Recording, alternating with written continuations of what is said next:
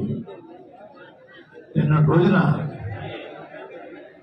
జగన్మోహన్ రెడ్డి గారు నన్ను వాడుకుని వదిలేస్తారు, నేను పవన్ గారి పార్టీ జనసేన పార్టీ అని చెప్పేసి నా కూతురు చేత చిన్న వీడియో రిలీజ్ చేశాను. అయ్యా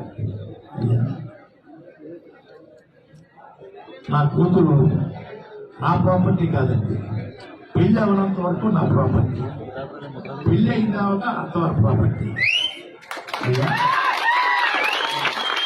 కొడుకైతే సొంత పార్టీ,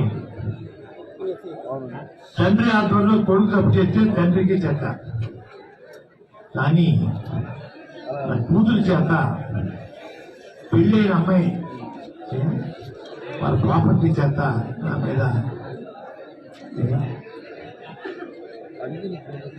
చిన్న బ్యాడ్గా చెప్పించారండి.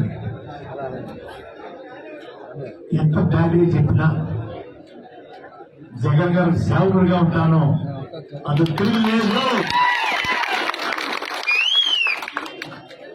ఎవరు బెదిరించినా కూడా ఎదుర్కోను. పార్టీలో చేరాను, పక్క చూపు చూడడం నాకు చేత కాదు. కూతురు చేత, ఈగుడు చేత, ఈగుడు కుటుంబం చేత తిట్టించిన కూడా లెక్క చేయను. ఎవరో మహానుభావుడు శిక్ష పట్టినట్టు ఆలోచన